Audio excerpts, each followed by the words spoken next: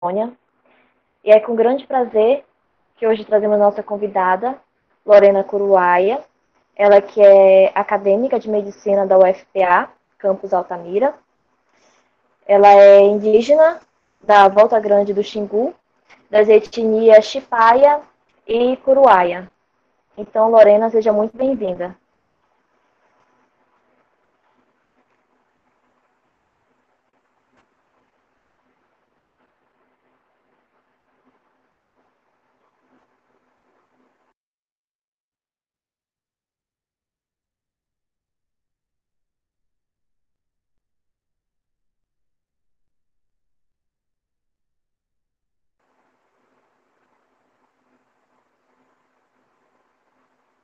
Lorena, consegue nos ouvir?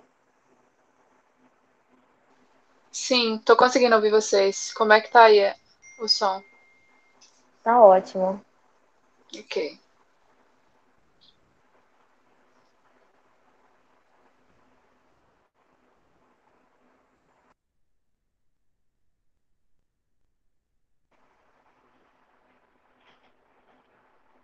Pode começar, a fala é sua.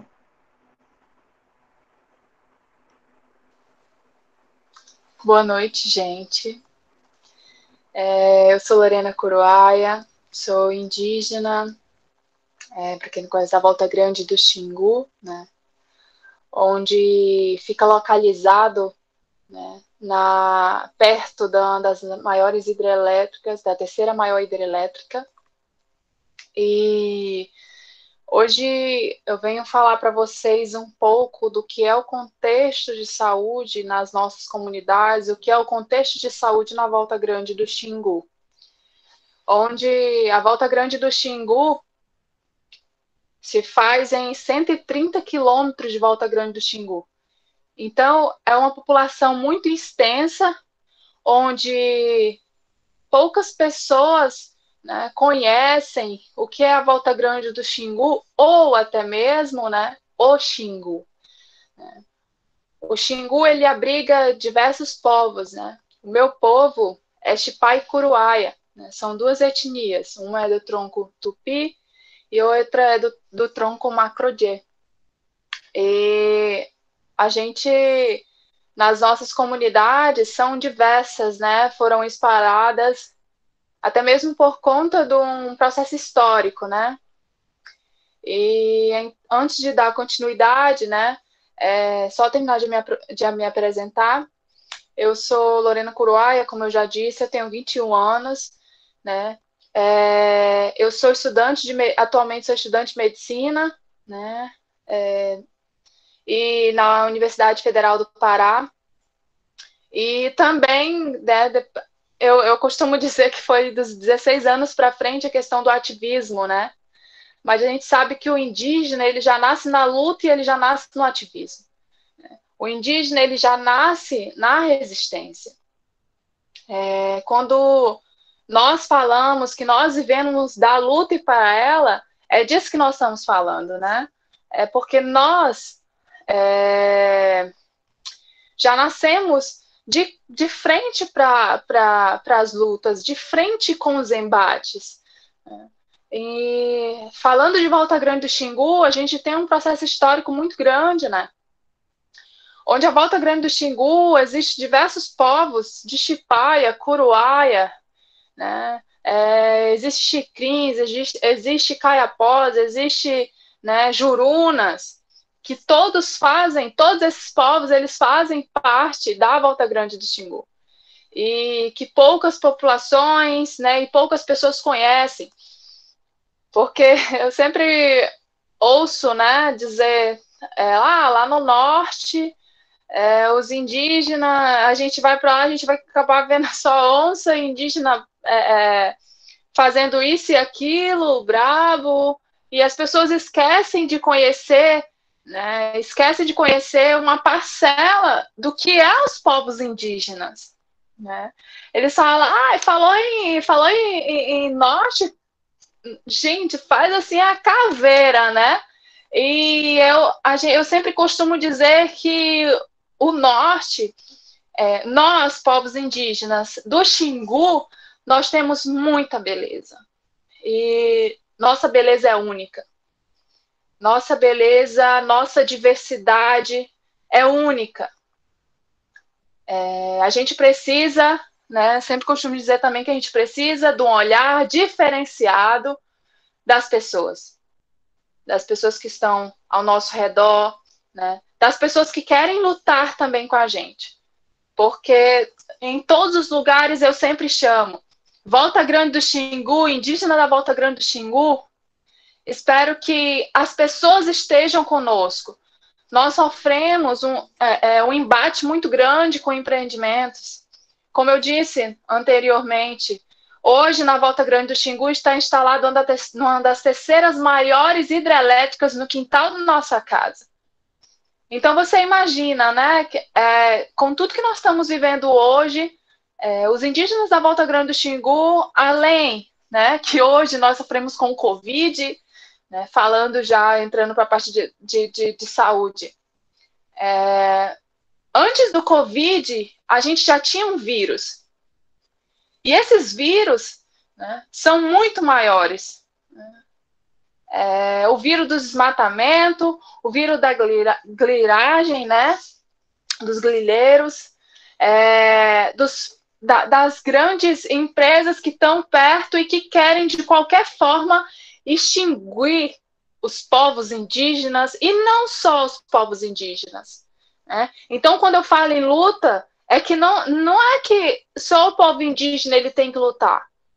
Todos vocês, todos nós juntos temos que lutar, porque lá na beirada do rio não tem só o povo indígena, tem o branco, tem o negro, tem o ribeirinho, né? Tem o pescador, e ele precisa prover o alimento dele, e também, né, quem está na cidade recebe esse alimento. A gente precisa de condições de vida. A Volta Grande do Xingu não tem condições de vida. A Volta Grande do Xingu, ela está passando por um processo de morte. De morte. Porque quando essa hidrelétrica se instalou, a promessa dela para todo mundo era que, né, gerasse energia, né, e que essa energia seria para todos, né, e teriam todas as condições, não teria impactos nem nada. Daí, quando a gente se dá de frente para esse grande empreendimento, a qual, desde Cararaô, que era o nome antigo dessa hidrelétrica, a gente já vinha lutando para que ela não estivesse aqui, para que ela não estivesse no Xingu.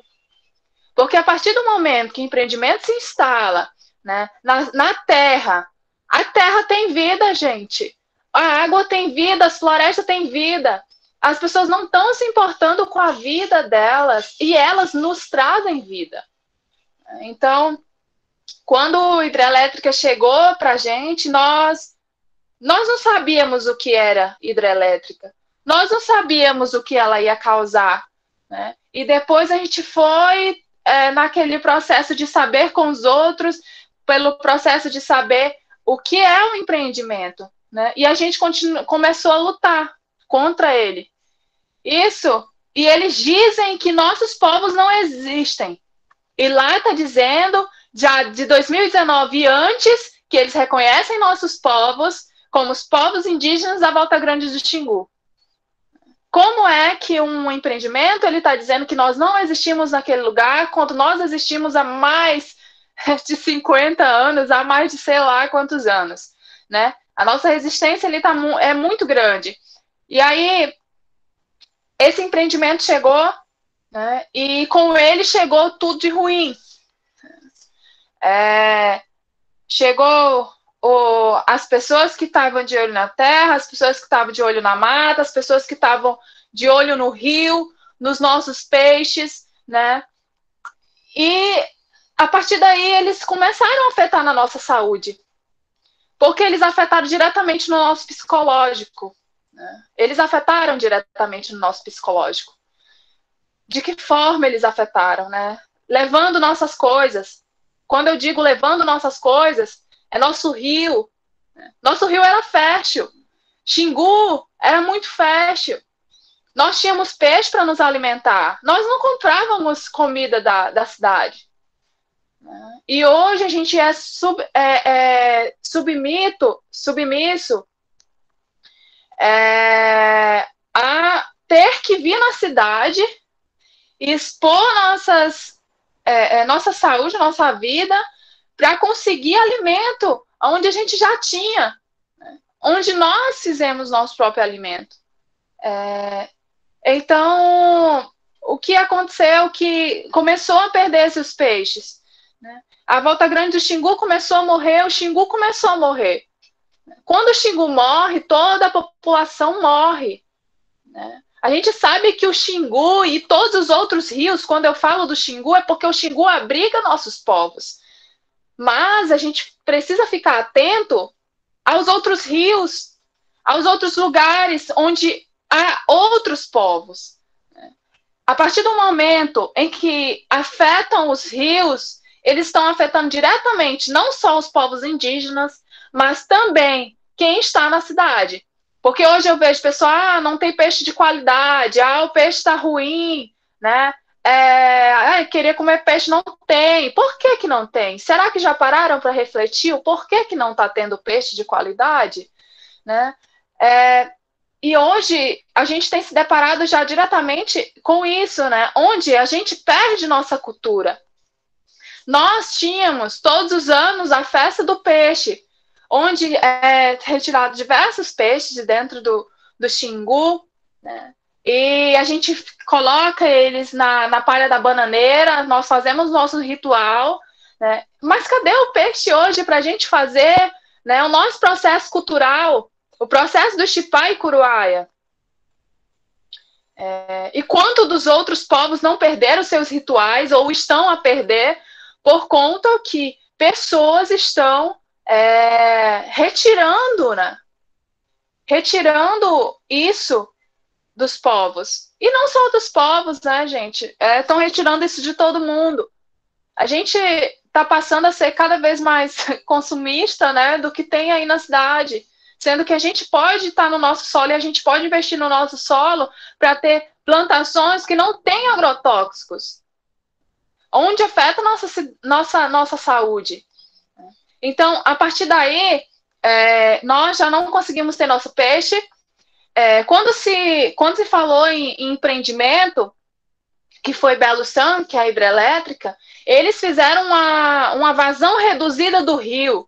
Né? O que foi que eles fizeram? Para abastecer as usinas deles, eles pegaram o nosso rio, aonde a gente morava, aonde a gente mora, fica a vazão reduzida do rio, onde eles baixaram o rio para poder essa água ir para a turbina deles. A partir do momento que eles tiram a água de lá, as nossas cacimbas secaram, o solo parou de ser fértil, as árvores começaram a morrer e mais ainda impactou na nossa forma de viver e na nossa saúde. Por isso que eu digo para vocês, a gente está precisando, a gente está sendo obrigado, os indígenas estão sendo obrigados a irem para a cidade, aonde a gente tem que buscar alimento, né, o arroz, o feijão, tudo que é tipo de alimento, onde a gente produzia isso. Onde não era para ser necessário, está sendo feita essa busca na cidade. E aí, a partir disso, a partir desses vírus que chegaram, né, chegou também a questão de ser contrabandeado nossos peixes. O peixe da Volta Grande do Xingu, eu não sei se já ouviram, né, mas eu acho que muitos já ouviram falar do acari. O acari, ele é uma espécie de peixe cascudinho, mas ele só cresce, ele é muito pequenininho e é cheio de pintinhas, né? Parece uma zebrinha ele.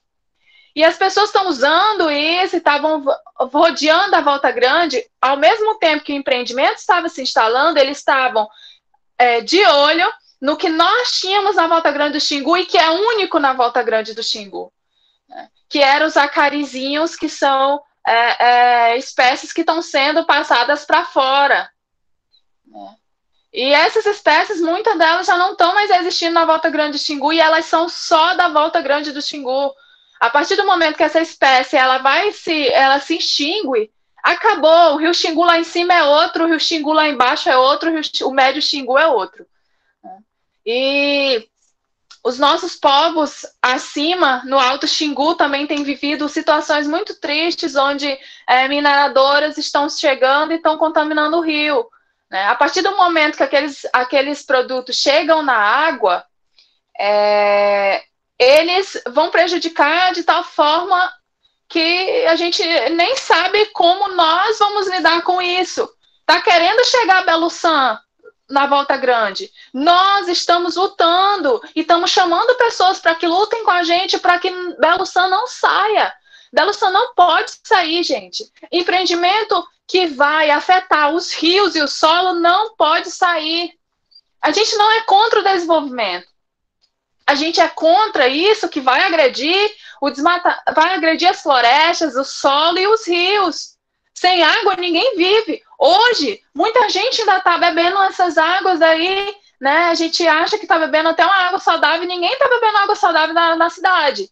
Né? O pH é baixíssimo, né? Onde a gente está sendo todos os dias intoxicado por diversas coisas, e a gente não está se dando conta, muitas pessoas estão morrendo por diversas situações, né? E ainda não caiu na real do que está acontecendo. Infelizmente, né? E a gente vem, nós indígenas, nós não estamos querendo lutar sozinhos, e nós não podemos lutar sozinhos.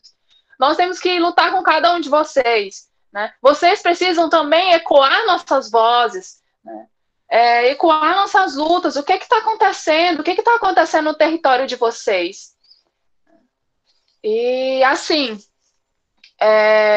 depois desses vírus, do que aconteceu sobre tudo isso, né, que isso é uma parcela que eu estou contando para vocês, mas a gente, assim, ficou muito abalado, o nosso psicológico, né, a nossa saúde em relação a isso já começou aí. E, infelizmente, hoje há diversas outras empreendimentos querendo se instalar. Nós, ano passado, a gente não podia entrar no rio. Nossas peles estavam cheias de feridas, e a gente não tem alguém que nos atenda. A gente não tem muitos dos órgãos, muitas das pessoas estão dizendo, não, nós estamos para ajudar os indígenas. Mas quando chegam nessa situação, onde os indígenas estão sendo agredidos, né? Quando eu digo agredidos, é por conta disso, porque nós estamos sendo agredidos de todas as formas possíveis, né? Psicologicamente, fisicamente. Então, assim, quando chega nas situações, eu não sabia como recorrer, né? Hoje, atualmente, sou a segunda liderança da minha comunidade, lá possui 21 famílias. E quando as famílias começaram a chegar para mim dizendo que as crianças estavam com o corpo completamente tomado daquelas feridas, vocês imaginam o que eu pensei na hora? Por quê? Não deram condições de vida para a gente, né? Onde o empreendimento deveria ter, pelo menos, viabilizado alguma coisa. Estrada, a gente conseguiu sozinho. Até hoje tem vídeos da gente abrindo a estrada com as nossas próprias mãos, né? E onde a gente durava mais de 2 dias para chegar lá, né? Chegava e ia a pé mesmo, né? Que antes existiam aqueles carros de linha que chamam, né? Mas quando a gente queria carregar um doente, a gente vinha com eles na rede, dentro do mato, né? Podia ser escuro, podia ser claro, e são muitos quilômetros. Até sair são mais de 30 e poucos quilômetros para chegar na estrada, né? E a gente passava por diversas coisas. Hoje eu sempre costumo dizer que as pessoas pegaram uma parte muito facilitada da vida, porque nós ainda pegamos uma parte que era muito difícil, né? Eu sempre digo, fale para os seus filhos qual era o contexto de vida que vocês viviam para conseguir tal coisa. Porque hoje as pessoas estão conseguindo as coisas muito fáceis e estão banalizando tudo muito fácil também, né? Hoje as crianças não estão conseguindo, não estão sendo ensinadas a ver a real forma do que é a natureza, do que é os rios, a importância dele, a importância da floresta, a importância dos solos e dos povos, né? E a importância da luta juntamente com os povos. Porque eu não quero lutar sozinha. E hoje a gente está sendo obrigado, porque muitos dos nossos líderes estão com medo, né, de lutar contra. Infelizmente, muitos dos empreendimentos acabam que também corrompendo as comunidades, né, e levando nossos jovens para as drogas, levando nossos jovens para os vícios que antes não existia, que é o álcool. O tabagismo também é algo que está muito impregnado nas nossas comunidades, e a gente está tentando fazer um trabalho, mas está indo todo contra, por conta que pessoas não estão nos ajudando, né? Por conta que essas pessoas estão chegando para ao redor das nossas comunidades, estão piorando a situação. E aí, quando a gente entra nesse processo de saúde, a gente não é assistido. A gente não é assistido por educação, a gente não tem escola dentro das comunidades, falta de saneamento, né? Como eu disse para vocês, nós abrimos nossa própria estrada, e acontece que a saúde, nós não temos saúde. Nós não temos saúde. Quando eu digo que o Médio Xingu não tem saúde, não tem. As pessoas custam acreditar quando o indígena fala que não tem saúde, né? Fala, mas você recebe tanto. Você recebe tanto de não sei o que do governo e você é atendido por não sei o que da saúde, Não, não é assim. Não é assim que acontece. Não recebemos nada, né? Não estamos sendo atendidos pela saúde. Quem quiser, né, ser atendido pela saúde, quando é picado lá dentro, né, de escorpião ou qualquer outro bicho peçonhento, ou a pessoa vai lá para a beira da estrada para ver se alguma pessoa passa, algum ser vivo passa lá na frente para poder levar para algum lugar mais próximo ou até mesmo ajudar para o hospital, o que é muito perigoso porque a gente não sabe quem é as pessoas, não sabe se querem nos matar, não sabe o que está acontecendo, mas por querer saúde, a gente tem que se submeter a estar indo nos carros de quem a gente não conhece para conseguir saúde para não morrer. Uma tia minha mesmo foi picada de escorpião e diversas outras coisas e acabou que quase morre porque chegou na cidade já tinha mais de 3 horas que tinha sido picada. Então, a gente não tem um posto de saúde próximo, a gente não tem hospital próximo, a gente não tem alguém que nos atenda. E qual que tem sido o meu meio para atender a minha população e para atender, né, a população de indígenas da Volta Grande Xingu? Recorrer aos órgãos, como o Ministério Público, né, a DPE também. Só que ainda assim é um diálogo muito difícil, dificultoso o diálogo. A gente não consegue mais diretamente muita comunicação com os órgãos. E com os órgãos que são responsáveis pela saúde. E olha só, né? Porque a saúde é um direito de todos. E a gente sabe que não está acontecendo dessa forma.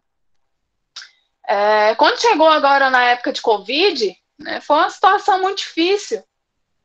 Porque eu nunca tinha me visto nem me parado para... Eu acho que todo mundo, né?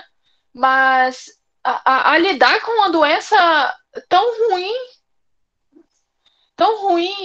e eu olhava e as notícias, eu falei, meu Deus, isso não pode acontecer na nossa comunidade, isso não pode chegar, mas foi muito difícil, porque nós não temos segurança. Eu acabei fechando a porteira que tem lá, muitas pessoas foram lá, quebraram o cadeado, colocaram cola no cadeado para entrar lá dentro e sei lá o que contrabandear ou fazer dentro das terras, sem que nós víssemos pela madrugada, né? E essas mesmas pessoas, nós acreditamos hoje que muitas passaram pelas casas de alguns parentes meus que ninguém sabia, mas eles que levaram o vírus que estava na cidade. E então o primeiro caso surgiu e começaram, né, Lorena, a minha filha tá com febre, tá com isso e aquilo, e começaram os sintomas, e eu falei, meu Deus, o que eu vou fazer? Quando não se tem, né, um planejamento em saúde, quando não se tem um atendimento em saúde. E aí foi o meio. E aí foi o meio que eu arranjei, né? Foi o meio que eu arranjei de entrar em contato com o Ministério Público, de entrar em contato com os outros órgãos, para ver se conseguíamos atendimento lá. Mas, de primeira mão, eu comecei a trabalhar com a questão dos remédios, né? Que eles falavam, tal remédio é para isso, tal remédio é para aquilo, e aí no primeiro sintoma das comunidades, eu começava não, você vai tomar esse remédio. E junto com o remédio do branco, a gente associou os nossos remédios. O indígena, o parente lá está com o problema no pulmão. Vamos fazer esse remédio, essa medicação aqui, que é a nossa medicação caseira, né, que nós chamamos do nosso medicamento tradicional, e vamos aplicar também. Né?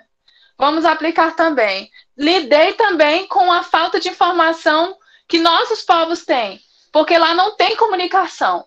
Né? Para você conseguir comunicação com lá, você tem que estar subindo em um pé de alguma coisa, de alguma árvore muito alta no morro, para você conseguir comunicação com a cidade. E a falta de informação era muito grande, mesmo eu indo lá e passando de família em família, só que era um trabalho que era muito grande para mim também, porque são diversas famílias. E o que aconteceu? Muitos indígenas, quando disse lá na rádio, passou lá na rádio, álcool em gel é bom para matar o coronavírus. O que os indígenas fizeram? Tomaram álcool em gel. Né? E eu me deparei com a situação de ser terrível, né? Porque olha só, o indígena tomando álcool em gel é algo muito extremo, né?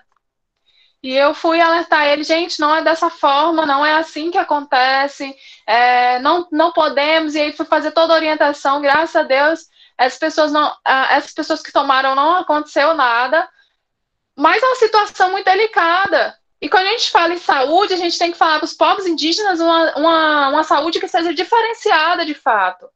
Né? Não é a mesma saúde que o lado da cidade está acostumado a receber informação.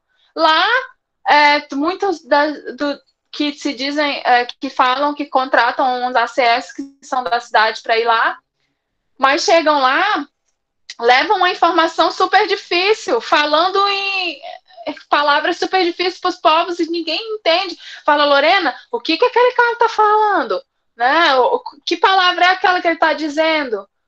Então, a gente precisa de uma comunicação que ela seja uma comunicação mais facilitada. A gente precisa, né, de um atendimento à saúde que seja realmente diferenciados para cada povo. Porque o povo assurini não é o mesmo do Xipaia, o povo Curuaia não é o mesmo do Xipaia, o povo Xicrim não é o mesmo do Xipaia. Né? Então, cada povo ele tem sua especificidade, né? Ele vai ter... Quando chegou esse vírus, né, eu falei, meu Deus, como é que vai reagir? E eu vendo parentes e mais parentes morrendo. Foi muito triste, além de nos abalar com a doença, porque nós não sabíamos lidar com ela, né? Foi muito triste porque nós não tínhamos condições de saúde que nos atendesse. Falei, cara, a gente está entregue para a morte, né?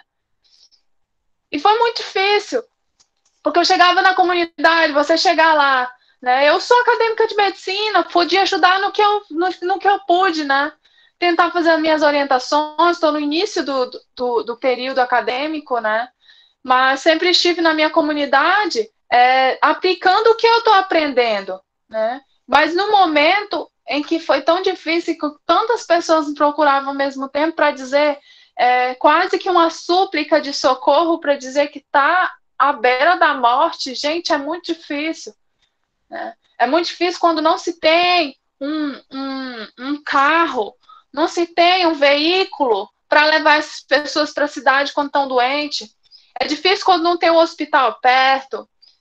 É difícil quando não tem uma saúde que seja construída juntamente com os povos para que atenda aquele povo. Né? Então, o processo de todas as doenças que chegaram e do Covid, né, foram situações mesmo de perca, né, de perca da nossa cultura, de perca. Quando eu falo de nossa cultura, de nossas vivências, é porque nós perdemos nossos antepassados. Foi muito difícil, onde a gente perdeu mais que uma biblioteca. A gente perdeu muito. A gente perdeu nossos velhos, a gente está prestes a perder mais deles. A gente tem muito que aprender.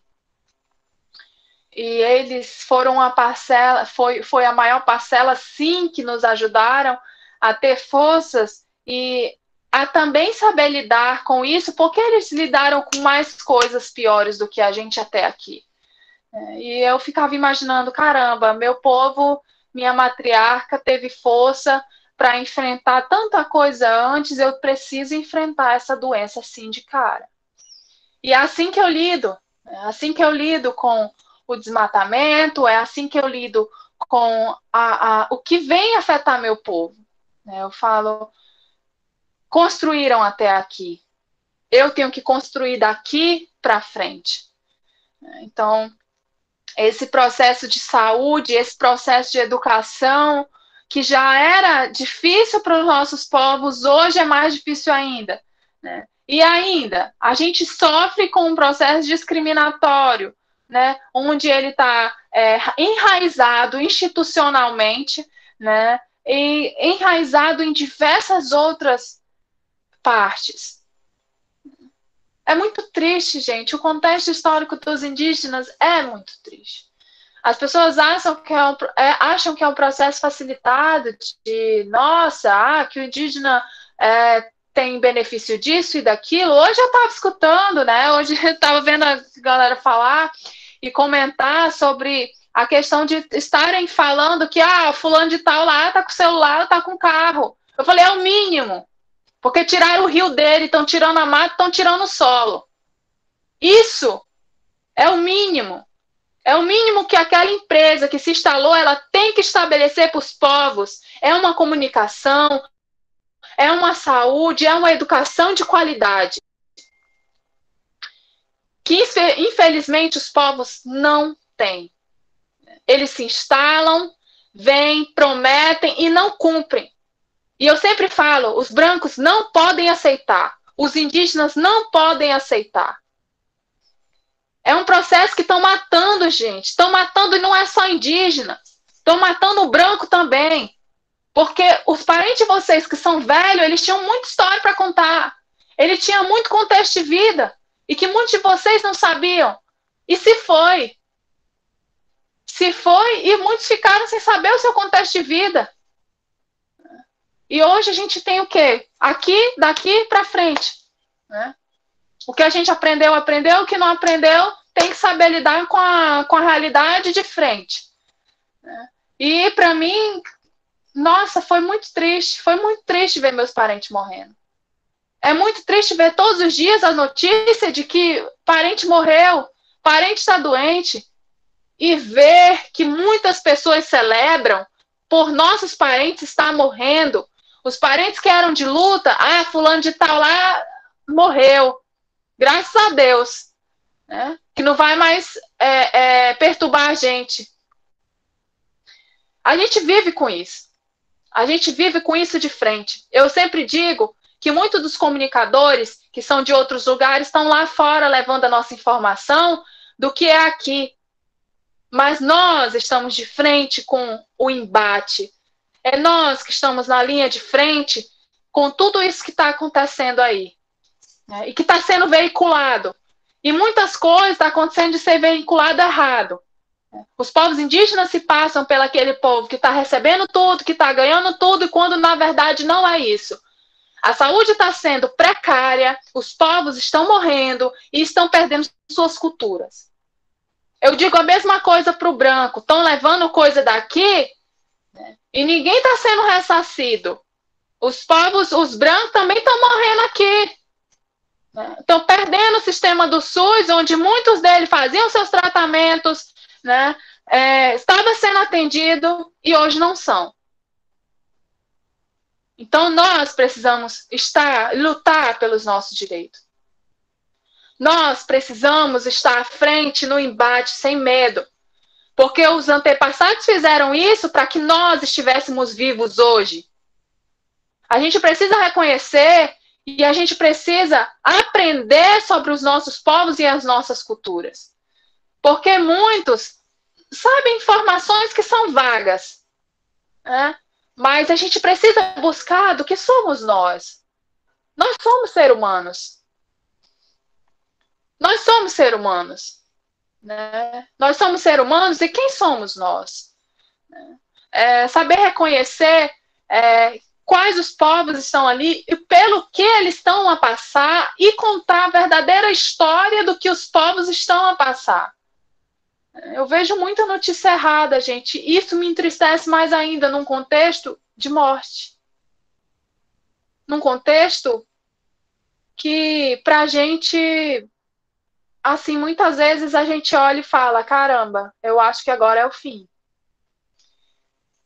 E, assim, a gente agradece muito pela força que muitas das pessoas nos dão. A gente agradece muito pela força que as pessoas somam com a gente. A gente agradece muito aos profissionais que de fato querem trabalhar com a gente seriamente, que tratam da gente bem. E a gente agradece por aqueles que estão a pensar na gente quando a gente fala em educação diferenciada, em saúde diferenciada e específica para os povos indígenas. A gente agradece pelas pessoas que estão com a gente na luta e não nos deixam também. E hoje eu venho falar, né, venho estar conversando nas lives, mas assim, eu acho que o coração de todos os nossos povos estão totalmente dilacerados, né? Nós perdemos pessoas muito significantes para nós, né? A gente perdeu pessoas que hoje significava tudo, sempre significou tudo para a gente. E eu venho lutando para que eu não perca também as minhas pessoas. E é preciso que vocês lutem para não perder as pessoas de vocês. É isso. Esse é um pouco do contexto de história da Volta Grande do Xingu, onde há diversos povos, onde há ribeirinhos, há pescadores, e esses mesmos povos muitas vezes são a gente também. Nós somos indígenas, nós somos pescadores, nós somos ribeirinhos, nós estamos nas cidades, nós estamos em todos os lugares. Então, eu acho que é isso. Eu aguardo se vocês tiverem perguntas. E é isso, gente. É um pouco que eu tenho para contar para vocês e resumir do que é um contexto histórico do indígena que ele passa e que ele enfrenta, né, mediante a tudo isso que vem acontecendo, né, não só agora na época do Covid, né, que é uma época muito difícil, onde muitos nos deixaram e que a gente ainda não sabe lidar com esse vírus, mas que a gente tem que aprender a lidar com ele, mesmo com tantas percas, mesmo com tantas dificuldades, virão mais. Eu sempre falo que agora não é o pior. Eu tenho muita positividade, mas as coisas estão caminhando para coisas muito maiores. E a gente precisa ter força para enfrentar tudo isso. A gente precisa ter sabedoria também. E pedir lá de cima, né, que a gente chama de Eean na nossa língua, né, que são os espíritos e nosso Deus também, né, que é Tupã, que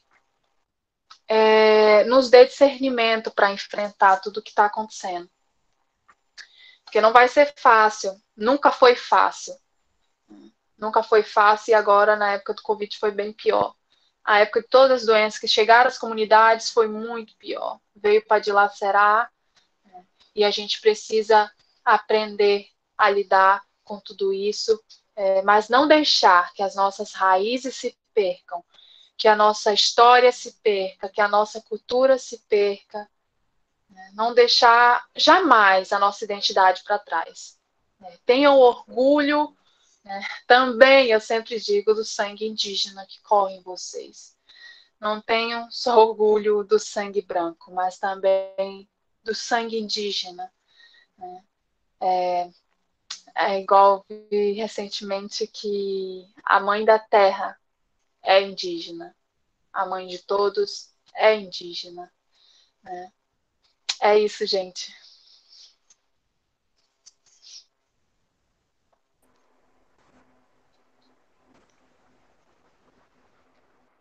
Oi, Lorena. Nossa, a sua fala foi muito elogiada aqui no chat. É muito elogiada mesmo. A gente tem algumas perguntas para fazer, tá bom? Eu vou fazer a primeira, que é da Glória. Muito obrigada. Ela fala que, Ok. assim, você pode ficar à vontade para não responder, porque é uma aula gravada que vai ficar disponível no YouTube. Ela falou que, diante do seu relato sobre a construção da hidrelétrica, ela gostaria de saber se houve alguma ação violenta contra as Sim. aldeias e os povos que vivem em torno das aldeias. Se houve ação violenta, houve ação quando eles negaram os direitos que eles deveriam ter feito antes mesmo de construir ela. Todo esse processo de violação de direito, ele é, né? Ele é essa, como ela disse aí, só repete a pergunta, que é a... Se houve alguma Só ação repete a pergunta dela violenta. para mim. Se houve alguma ação violenta contra as Isso, ela aldeias já e é uma ação povos. violenta, né? Houve ameaças diretamente a diversas lideranças, por isso hoje muitas das lideranças não se manifestam porque tem medo. Tem medo dessas ações violentas que esses empreendimentos trazem. Quando eles dizem, quando eles querem nos calar. Né? Houve ameaças, diversas ameaças. Diversas ameaças. Houve essa questão da violação de direitos, onde deveria ser feito, né, os projetos que eram para ser feitos antes de ser construído, eles não fizeram e até hoje não foi feito, né? E aí, quando a gente fala de extinguir a água, né, a gente já está falando de uma violação terrível, né? De uma violação onde eles estão matando a população, porque sem água ninguém vive, né? E aí você tem que vir na cidade para comprar sua água para levar. Você tem que estar comprando as coisas para levar para lá, né? Onde eles queriam de fato que os povos morressem para eles estar ocupando para um empreendimento. Né? Onde eles falam agora que vão construir o hidrograma de consenso, que na verdade é o hidrograma do conflito. Que eles querem. 2016 foi o ano de menor vazão de água do Rio Xingu, onde passou em todos os locais do mundo o que estava acontecendo no Rio Xingu, que era a morte de todos dos peixes do Xingu, que estavam em cima do Xingu, parecia uma capa, né? Quando não tem aquele leite quando ele está talhado em cima, né? Era assim, os peixes estavam dessa forma, né? Estavam todos acima. E o que eles querem fazer com esse hidrograma? Eles querem colocar um plano A e um plano B, onde o plano A é menor que 2016 a vazão de água e o plano B é menor que o plano A. O que eles querem, será? Né? Que tipo de desenvolvimento que eles chamam esse, a qual não é um desenvolvimento? Está sendo um retrocesso de tudo, está sendo uma morte e um etnocídio dos povos. Essa é a violação, né? E diversas outras violações que, infelizmente, nós não podemos expor por conta dos nossos povos, da segurança dos nossos povos e por conta da minha segurança e dos demais líderes. Senão, a gente colocava tudo que nós sofremos para fora. né? E por isso que eu digo que a gente precisa de mão amiga, de fato, porque a gente não tem. Nossa, foi bem esclarecedora essa questão da ação violenta, né? De várias formas. Outra pergunta aqui também é como a população do seu estado enxerga e pensa sobre a situação das aldeias, dos rios e da natureza no geral, depois da instalação da hidrelétrica. Vocês são apoiados, retaliados ou ignorados?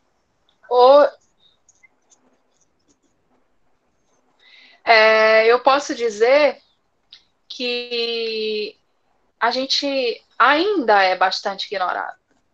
Porque quando eu falo em relação aos povos, né, eu sempre costumo dizer que os povos estão sendo negligenciados, né, e eles estão sendo quando acontece isso aí do órgão não ver. Então a sociedade, hoje eu já vejo que a sociedade, depois que Belo Monstro chegou, né, depois que Belo Monstro está aí, vendo, olha, a cidade está desse jeito, olha que caos, olha o que está acontecendo, meu Deus, eu perdi meu alimento, meu Deus, eu perdi meu filho pro crime, né? Meu Deus, estou perdendo a água, estamos perdendo a floresta, eu não consigo mais emprego, eu não consigo mais isso. Altamira está um caos, os lugares são caos, eu não consigo mais vender minhas coisas, não consigo. Assim, hoje as pessoas elas estão se dando conta do que é um empreendimento a qual prometeram e não cumpriram. Mas a gente tem que ter consciência do que, independente deles, né, ofereçam, que eles oferecem muito sim, quando eles querem se instalar. Eles oferecem muito quando eles querem a qualquer custo estar no seu solo, na sua água, extraindo tudo que você tem. Depois que ele extrai, acabou. Eles vão embora e deixam você na merda. Que é isso que eu falo para a população em geral. E hoje a população, com o empreendimento de Belo Monte, ela já deveria ter, né, em sua cabeça de que não deveria ter ido a favor de Belo Monte, né? Porque Belo Monte vai ter emprego, obviamente, né? Teve diversos empregos, mas e depois? Né? Depois deixou o caos, deixou as florestas lá embaixo, e hoje eles até ouvem mais nossos povos. Mas hoje também, o que Belo Monte trouxe? Belo Monte colocou a população contra a gente. Eles ofereceram dinheiro para os indígenas quando os indígenas não tinham contato com isso, empurraram dinheiro para depois os indígenas perceberem que o dinheiro que eles estavam empurrando não era da Norte Energia, eram dos próprios indígenas. E hoje as pessoas falam, a Norte Energia sai, não, fulano, nós já demos o carro para ele, já demos tanto em dinheiro para ele, e colocou contra a população. Por quê? Disseram que o indígena está recebendo tanto, que recebeu tanto por conta daquele empreendimento, e a população acredita. Chama os indígenas de vagabundo. Somos indígenas, que o indígena ele não quer nada, quando na verdade foi obrigado a aceitar aquilo que estavam colocando para ele. Quando eu digo em relação ao que eles deram, que não foi nada. Ainda que as pessoas digam, o indígena está com tanto dinheiro, está andando uma Hilux, eu falei, é o mínimo, meu filho. É o mínimo que ele pode receber por ter perdido o rio, por ter perdido o peixe e diversas outras coisas. Até sua família perdeu. Porque a Altamira era tão... As populações e as aldeias eram tão calmas que você podia andar em qualquer canto, você não tinha nada. Hoje você é arriscado ser morto numa qualquer avenida, o indígena está passando, né? Então, assim, a população, ao mesmo tempo que muitos estão com a gente, muitos estão vendo o que está acontecendo, porque estão sentindo na pele, enquanto aqueles que não estão sentindo na sua pele só estão servindo para julgar os povos quando não se conhece uma realidade. E é por isso que eu falo, venham para a realidade. Né?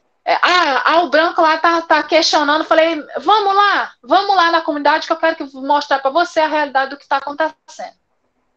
Eu trabalho com isso, eu trabalho com mostrar o que de fato é a verdade, o que de fato o povo indígena passa. Né? Teve muita corrupção? Teve. A gente sabe. Mas que não foi o indígena que fez, foi ele. Foi o empreendedor lá que foi igual antes, igual quando chegaram aqui, mostraram o espelho, por do mesmo jeito o empreendimento fez. Empurrou dinheiro para dizer assim, não, ó, fica calado aí, né? Ou se não, fica calado, senão eu te mato. E foi isso que aconteceu. Então, assim, muitas das pessoas estão a favor, estão na nossa luta, estão junto, que foram as populações também que foram agredidas. Mas muitos não estão.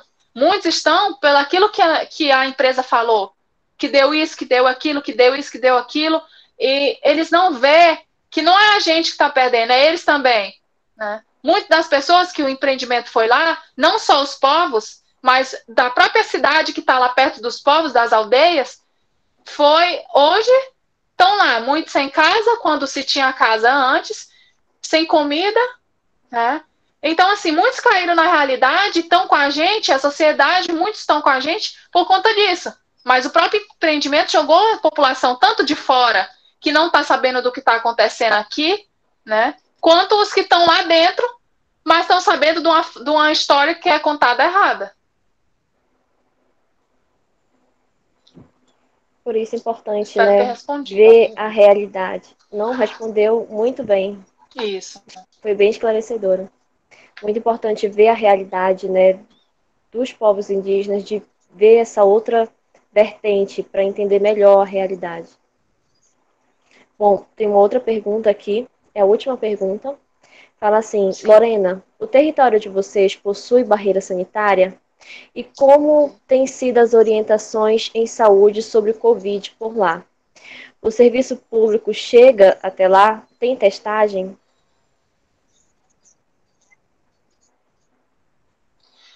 Tá, cortou um pouco a tua fala. Tu pode repetir para mim, por favor? Posso sim. A pergunta é se há barreira sanitária no território de vocês. E como têm sido as orientações em saúde por Covid? Tá. O serviço público chega até lá e se tem testagem?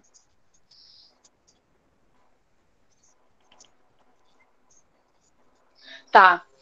Então, a barreira sanitária foi feita por nós mesmos. Né? Eu sempre costumo falar sobre a importância que teve os universitários indígenas que estão na faculdade para esse processo. Né? Os universitários indígenas organizaram em seus territórios, né? Não só aqui, mas também em seus territórios, barreiras indígenas. Né? E para realmente barrar. E a gente teve muito problema com isso, porque quando eu disse em relação a muitas pessoas estar querendo entrar, fazendo ameaças, né? A gente teve muito problema com isso. Né? E aí, muitos deles saíram das suas barreiras, né? Por conta dessas ameaças que foram feitas, e muitos ainda conseguiram dar entrada por conta disso. Né? E quando a gente se fala em uma atenção para o Covid, a orientação que eu consegui foram uma orientação que foi pedida para o Ministério Público via município, que foi o município de lá que atende lá, que no caso é Vitória de Xingu, que mandou uma equipe, mas assim, eu já tinha feito todas as orientações, nós, pela universidade, eu em conjunto com a universidade, nós fizemos uma cartilha informativa. Nessa cartilha, ela era escrita em 2 línguas, português e caiapó. Lá vinham contidas as informações, e aí eu gravei um áudio também, e foram gravados um áudio tanto em português impresso, né, e em áudio em PDF, para mandar para as aldeias, em forma impresso, PDF e áudio, para que até mesmo os que não soubessem ler, que é uma grande parte, pudesse entender e pudesse prevenir do que é o coronavírus e do que estava acontecendo, de fato, né? Porque, assim, ouvir pelas rádios e pelas coisas é muito fácil, mas os indígenas não estavam entendendo o que era aquilo, né? Por que lavar a mão toda vez, né? Por que usar o álcool em gel? E então a gente fez essa forma que é em áudio, impresso em diversas línguas, para ser mandado para toda a região Xingu, para que os indígenas tivessem contato com isso e pudesse, mesmo que as unidades de saúde não chegassem até lá, mas eles soubessem como se prevenir, né? Como estar lidando diretamente com a situação, que é a situação do coronavírus, né? E a gente sempre falava para se isolar, para que os parentes ficassem em casa, né? Enfim. E em relação às testagens, né, a gente não estava tendo teste, né, quando a gente não tem esses testes para serem feitos. A gente, no dia, inclusive, muitos desses testes, que foram aqueles testes mesmo, que só levaram, que não é o teste sorológico, né, eles levaram um testezinho normal, a maioria das pessoas tendo entre vamos supor, 5 dias, 10 dias ou mais de 21 dias, nenhuma deram positivo, todas deram negativo nesse teste. Então, eu considero que não foi sucesso esse teste, mas a gente sabia que as pessoas estavam com o coronavírus, né, por conta dos sintomas e a falta de ar, e muitos foram para o hospital, e até mesmo depois disso foram feitos esses testes, e não funcionou de forma alguma. Então, se eu fosse esperar pelo teste, né, para dizer assim, não, fulano de tal tá com coronavírus, acho que a comunidade toda já estava, por isso que a gente começou logo, quando eu vi, eu mesmo fiz a compra dos remédios e comecei a dar para aquelas pessoas que estavam com coronavírus, né, e os que não estavam, começamos a colocar vitaminas e fazer nossos chás, né, e muitas das famílias também começaram a se empenhar para fazer seus chás tradicionais, porque a gente também acredita muito nisso. A gente não deixou a nossa questão tradicional para trás, num momento que também é muito difícil para a gente, mas que a gente precisava também estar trabalhando com isso. Mas, enfim, assim, testagem foi feita, mas era muito difícil conseguir. Foi muito, muito, muito difícil. Hoje a gente ainda está conseguindo alguma atençãozinha aqui e dali, né? Eu vou buscando, vou fazendo documentações que a gente precisa, que fulano de tal está doente, e aí alguém vai lá, né? Algum médico ainda vai lá. Mas é isso. Foram feitos os testes, mas assim, os testes foram muito difíceis, até diziam, né? Não, a gente vai fazer vocês a partir de tal dia, porque a gente tem pouco teste e a gente não pode estar fazendo testes assim. Não foi feito o teste sorológico, somente esses testes mesmo simples, né? E nenhum deu positivo, todos deram negativo, mas todas as pessoas estavam. Então, um caso bem grande de subnotificação, né? Nas terras indígenas. Isso. Então, Lorena, essa foi a última eu pergunta. Recebi vários relatos, inclusive do Alto Xingu. Sobre casos de subnotificação?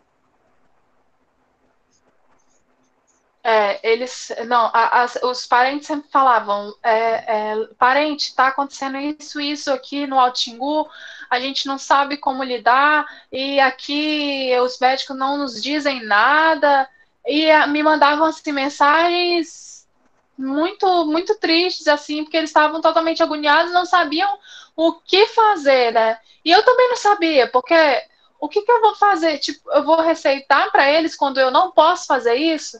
Né? Eu não podia, eu falei, olha, vai lá no seu médico, pede para ele prescrever para você está sentindo sintoma, pede para ele prescrever os remédios que são necessários, né? E ele, não, parente, eu vou atrás desse remédio e tal, e aí foram. Até mesmo essa família, um teve e ele tomou o remédio e o resto não contraiu, né? E assim, eu fiquei muito feliz por isso, porque os casos lá, eles já tinham perdido, se eu não me engano, a avó, e outras pessoas da família, né? E graças a Deus a família dele, um deles contraiu, administraram o remédio e não evoluiu. Nossa, um caso completo, né, de desorientação por parte da saúde pública. A gente agradece muito, assim, quando eu digo que a gente agradece muito por aqueles médicos que estão ali e estão, de fato, se preocupando com a vida, né? A gente agradece muito a todos eles que estão dentro dos parques, que estão dentro das aldeias, porque para a gente é uma ajuda enorme, né? Quando vários deles foram tirados de lá, né, para não se ter ajuda, né, e a gente agradece muito por eles terem dado a força para a gente de também lutar junto com a gente contra esse vírus, né? E não só eles, mas todas aquelas pessoas que também fizeram suas doações por vaquinhas, né, para o Parque Indígena do Xingu, para os parentes. A gente não fez aqui, minha comunidade não fez, mas eu mesmo agradeço a todas as pessoas que tiveram sua contribuição, que também fizeram postagens, fizeram vídeos, tiveram falando sobre, né, e que conseguiram alcançar outras diversas pessoas para que nós lutássemos contra isso.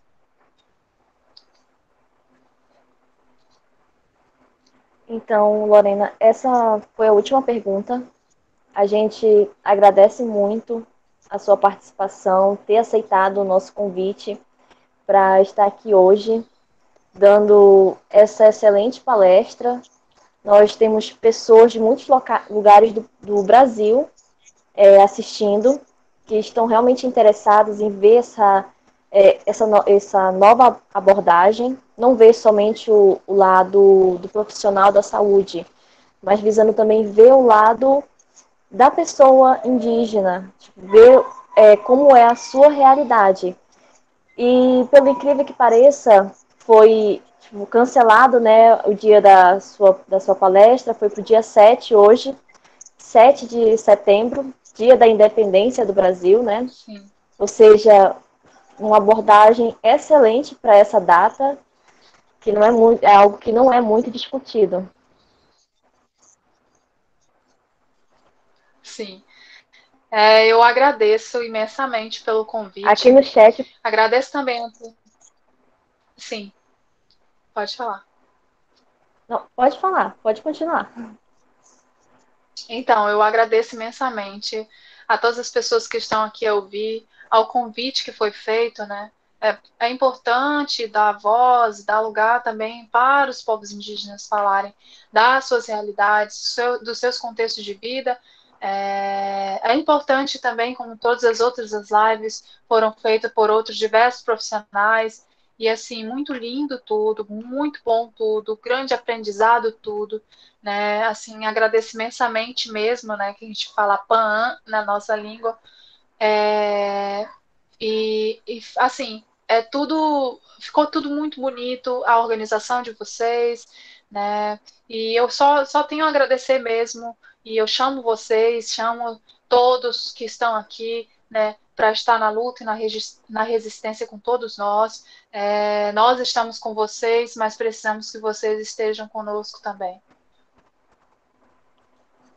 Nós da IFMSA Brasil, o EPA Campo Santarém, somos muito, muito, muito gratos mesmo pela sua presença aqui hoje.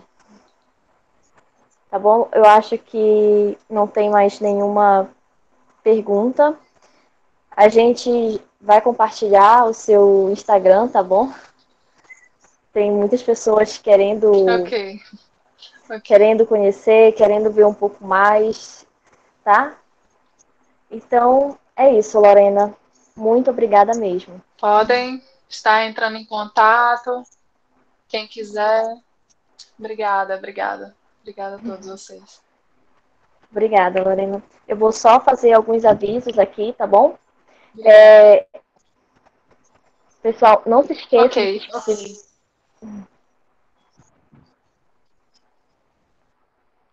Pessoal, não se esqueça de se inscrever, tá bom? No link do pós-formulário, porque com isso vocês vão garantir a presença do terceiro dia, tá? E para conseguir o certificado, é necessário que vocês tenham participado de pelo menos 2 dos 3 dias do ciclo de palestras, tá bom? Essas palestras vão ficar gravadas no YouTube da IFMSA Brasil, o EPA Santarém, e vocês vão poder estar reassistindo, tá? Podem se inscrever também no nosso canal. Essa palestra de hoje, provavelmente até o final de semana, já vai estar no canal do YouTube. E é isso, nós da IFMSA Brasil, EPA Santarém, agradecemos a todos os participantes, porque vocês foram fundamentais para a construção desse projeto, desse primeiro ciclo de palestras da Intermedicalidade sobre Saúde Indígena na Amazônia. Muito, muito obrigada.